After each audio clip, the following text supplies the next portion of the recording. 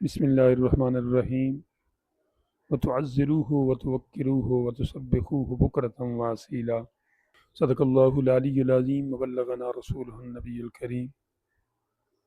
محترم سامعین و حاضرین و ناظرین، السلام علیکم ورحمۃ اللہ وبرکاتہ۔ سورہ الفتح کی ایک آیت کا جز میں نے آپ کے گوش گزار کیا۔ رب تعالیٰ جل وعلا اپنے حبیب لبیب علیہ الصلوۃ والسلام کے بارے میں فرماتا ہے،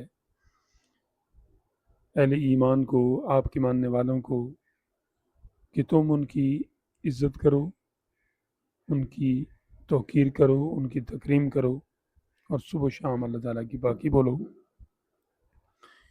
رب تعالیٰ جل وعلا اپنے حبیب پاک علیہ الصلوۃ والسلام کی شان، آپ کا مقام اور آپ کی عزت اور آپ کی تکریم کے قواعد اور آداب قرآن پاک میں بارہا مقامات پہ بتاتا رہا ہے۔ اب جب اس کے خلاف کیا جائے گا تو ظاہر ہے وہ ایک مجرم ہے جو یہ کرے گا۔ ہمارے پیارے پاکستان میں ایک طرف سے خبر آتی ہے فلاں ہستی کی گستاخی ہو گئی ہے، دوسری طرف سے ہوتی ہے فلاں، مختلف ہمیں پارٹیشن میں کر کے دشمن ہمارے جذبات کے ساتھ کھیل رہا ہے اور امن کی فضا کو مقدر کر رہا ہے۔ حالیہ دنوں میں تو جو کچھ ہوا، کل جو ایک واقعہ ہوا، ایک انتہائی روح فرسا، دل دکھانے والی بات، وہ یہ پیارے آقا علیہ الصلوۃ والسلام کی اس عزت اور ناموس کے حوالے سے بات ہوئی ہے۔ جن بیچاروں کی اپنی کوئی نہیں ہوتی وہ دوسروں کو بھی ایسے ہی خیال کرتے ہیں، لیکن پس پردہ جو عوامل کار فرما ہے، جو ان کی تھپکی دے رہے ہیں، جو ان کی سہولت کار بن رہے ہیں، ان کو بھی اس حوالے سے سوچنا چاہیے کہ اس مبارک خطۂ ارض کو حاصل کیوں کیا گیا۔ کسی اور ریاست کو آپ اس کے ساتھ میچ نہیں کر سکتے۔ یہ ایک خاص نظریے، ایک خاص مقصد کے اوپر حاصل کیا گیا ہے، اور ہمارا وہ نعرہ ہے شروع سے کہ پاکستان کا مطلب کیا، لا الہ الا اللہ محمد الرسول اللہ۔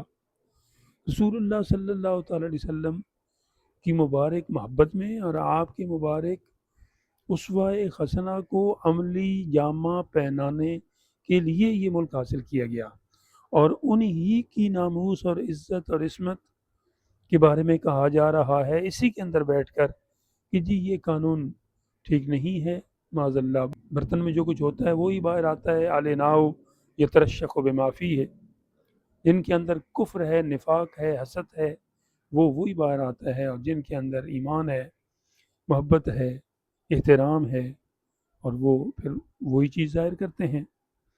تو اب ان کی اپنی عزت اور اپنی ناموس کے حوالے سے کہا جا رہا ہے کہ کھلی چھوٹ دی جائے، تو کیا یہ ممکن ہے کہ یہ ملک جس نظریے پہ بنا تھا اس میں پھر اس ہستی کے اسوہ حسنہ پہ عمل کروایا جا سکے گا؟ یہ کیسے لوگ ہیں اور کہاں سے آئے ہیں؟ میں اپنے تمام ذمہ دار، اپنے جتنے بھی ہمارے ہیں نیچے سے لے کر اوپر تک اور اوپر سے لے کر نیچے تک، سب کو بڑے ادب کے ساتھ یہ عرض کروں گا کہ اپنے اپنی ذمہ داری کو سمجھیں، اور اگر نہیں سمجھیں گے تو آپ سمجھتے ہیں کہ یہ مخلوق اور یہ عوام اور یہ ہمارا کچھ بھی نہیں بگاڑ سکتے، مان لیا کچھ نہیں بگاڑ سکتے، لیکن وہ میرا مولا تعالیٰ، اس کی پکڑ ان بطش ربک لشدید، اس نے کہا کہ میری پکڑ بڑی سخت ہے۔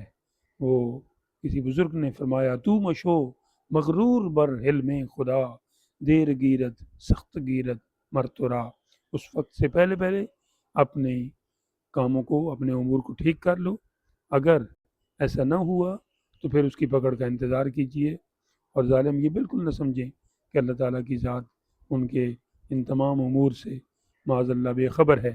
لا تحسبن اللہ غافلا عما یعمل الظالمون، بلکہ رب تعالیٰ نے سورہ فاطر کی آخری آیت میں فرمایا کہ اگر اللہ تعالیٰ دنیا والوں کو ان کے کرتوتوں کی وجہ سے پکڑے تو کوئی ایک جاندار بھی اس دنیا میں باقی نہ چھوڑے۔ تو یہ سوچنا ہے کہ ہم ہر حال میں اپنے رب کے سامنے ہیں، اور کون کیا کر رہا ہے یہ سب وہ جانتا ہے۔ اللہ تعالیٰ ہمیں اپنے حبیب پاک علیہ الصلوۃ والسلام کی عزت اور ناموس کو مزید محفوظ در محفوظ فرمائے، اور ہمیں توفیق دے کہ ہم اس حوالے سے اپنی تمام تر توانائیاں صرف کر دیں۔ والسلام مع الاکرام۔